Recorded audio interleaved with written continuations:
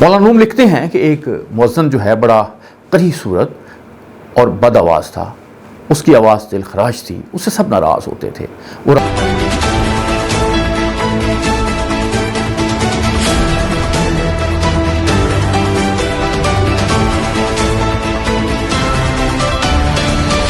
بسم اللہ الرحمن الرحیم۔ معزز خواتین و حضرات، آج ہم تھوڑا سا غیر سیاسی موضوع جو ہیں اس پر گفتگو کریں گے۔ ایک ایسے موضوع پہ گفتگو کریں گے جو تھوڑا سا منفرد ہے، تھوڑا سا نیا ہے، لیکن یہ بڑا دلچسپ ہے۔ مولانا روم جو ہیں وہ دنیا بھر میں انہیں بے پناہ عزت حاصل ہے، بے پناہ تکریم حاصل ہے۔ ان کی جو مصنوعی ہے اس کو پوری دنیا میں قدر کی نگاہ سے دیکھا جاتا ہے۔ اس وقت امریکی ذہن کو جس شخص نے سب سے زیادہ متاثر کیا ہے اس میں مولانا روم کا نام جو ہے وہ شامل ہے۔ مولانا روم جو ہے اقبال کے بھی مرشد تھے۔ کونیا میں جو مولانا روم کا جو مقبرہ ہے وہاں آج لوگ بڑی تعداد میں جاتے ہیں۔ مولانا روم نے بڑی حکمت کی باتیں کی ہیں، بڑی دانش کی باتیں کی ہیں۔ ان کی حقائیات جو ہیں وہ بھی بڑی معروف ہیں اور اسی طرح سے معروف ہیں جیسے شیخ سعدی صاحب کی حقائیات ہیں۔ تو ان کی ایک حقائق ایسی بھی ہے جو مجھے ہمارے مرحوم دوست جو ہیں طاہر بخاری صاحب انہوں نے سنائی، اور جب انہوں نے مجھے یہ حقائق پہلی دفعہ سنائی تو مجھے یقین نہیں آیا کہ مولانا نے یہ لکھا ہوگا۔ لیکن اس سے پہلے کہ میں اس پہ تھوڑی سی گفتگو کروں، میں آپ کے سامنے مولانا روم کی یہ حقائق جو ہے وہ بیان کرنے کی کوشش کرتا ہوں۔ مولانا روم لکھتے ہیں کہ ایک مؤذن جو ہے بڑا قریح صورت اور بد آواز تھا، اس کی آواز دل خراش تھی، اس سے سب ناراض ہوتے تھے۔ وہ رات کو جب بلند آواز سے اذان دیتا تو سننے والوں کی نیند حرام ہو جاتی، سروں میں درد ہونے لگتا، بچے ڈر کر چونک پڑتے، محلہ والوں کی جان اس سے عذاب میں تھی۔ آخر تنگ آ کر سب نے صلاح کی کہ اسے کسی بہانے سے نکالنا چاہیے۔ اس کے لیے چندہ جمع کیا گیا اور بہت سا روپیہ اس کو دے کر عرض کیا کہ حضرت آپ بڑی خدمت کر چکے، اب کچھ عرصہ آرام کیجیے، قافلہ مکہ معظمہ جا رہا ہے، جائیے حج کر آئیے۔ مولانا روم لکھتے ہیں کہ مؤذن جو ہیں وہ حج پہ روانہ ہوئے۔ ظاہر ہے کہ وہ اپنے جو ان کا علم تھا اس کی بنا پہ وہ اس کے قافلے کے امام بھی بن گئے اور وہ نمازیں بھی پڑھاتے ہوں گے، اذان بھی دیتے ہوں گے۔ تو وہ یہ قافلہ چلتا رہا اور راستے میں ایک گاؤں آیا جس میں ایک زیادہ آبادی جو تھی کافروں کی تھی۔ تو مؤذن صاحب جو تھے انہوں نے گاؤں کے درمیان کھڑے ہو کے اذان دے دی، کیونکہ ان کا یہ خیال تھا کہ وہ بڑے خوش آواز ہیں۔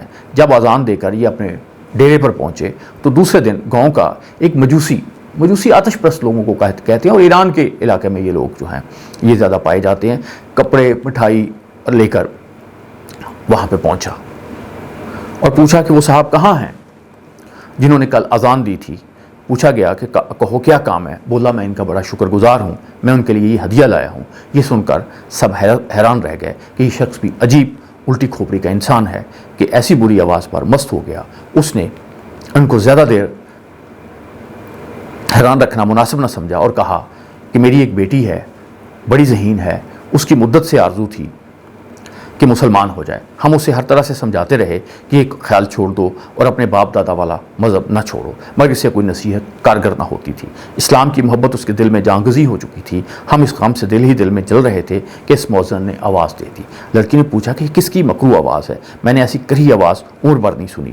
اس کی بہن نے کہا کہ یہ اذان جو ہے یہ مسلمانوں کا مذہبی شعار ہے۔ اس سے یقین نہ آیا، دوسروں سے پوچھا تو بھی یہی جواب ملا کہ واقعی یہ اذان مومنوں کی دینی علامت ہے۔ جب اسے یقین ہو گیا کہ حقیقت یہی ہے تو اس کا رنگ زرد ہو گیا اور دل سرد ہو گیا۔ ہم تشویش و عذاب سے چھوٹ گئے اور رات اطمینان سے سوئے۔ ہمیں واقعی اس کی آواز سے راحت پہنچی۔ اے میرے محسن مؤذن، یہ ہدیہ قبول فرما، ہم تیرے احسان سے عہدہ برا نہیں ہو سکتے، تو ہمارا مددگار ہے، کیونکہ تیرے طفیل لڑکی مشرف بے اسلام ہونے سے رک گئی ہے۔ بات یہ ہے کہ آج مسلمانوں کو بڑے چیلنج کا سامنا ہے۔ لوگ جو ہیں وہ آپ کی بات نہیں سنتے، آپ کا عمل دیکھتے ہیں۔ لوگ جو ہیں وہ دیکھتے ہیں کہ آپ نے بات کس انداز میں کہی ہے، کیا آپ کو بات کرنے کا سلیقہ آتا ہے، کیا آپ کی بات جو ہے دوسروں کے لیے اذیت کا باعث تو نہیں بن گئی۔ اسلام جو ہے وہ اس عمر پہ بہت زور دیتا ہے کہ دین کی تبلیغ جو ہے وہ اچھے انداز سے کی جائے، احسن انداز سے لوگوں سے گفتگو کی جائے، لوگوں کے لیے مسائل پیدا نہ کیے جائیں۔ نبی اکرم صلی اللہ علیہ وسلم جو ہیں، ان کی ذات جو ہے وہ لوگوں کے لیے ایک آج بھی نمونہ ہے، کیونکہ وہ تو اس عورت کی بھی تیمارداری کرنے چلے جاتے تھے جو ان پہ پتھر پھینکتی تھی، جو کافر تھی، جو انہیں نہیں مانتی تھی۔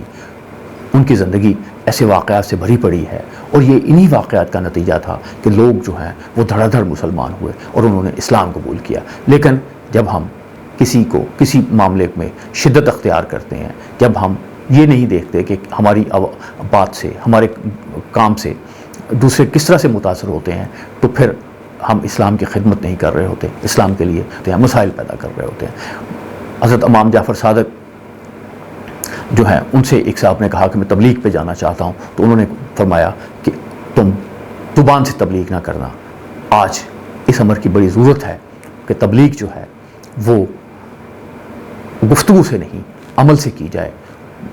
دنیا کو یہ بتانے کی ضرورت ہے، اور یہ بات کر کے بتانے کی ضرورت نہیں ہے، یہ عمل کر کے بتانے کی ضرورت ہے کہ اسلام جو ہے وہ ایک پرامن مذہب ہے، اور اس میں سب لوگوں کے لیے خیر ہے، اور ایسی کوئی بات بھی جس سے دوسرے لوگوں کو اذیت پہنچے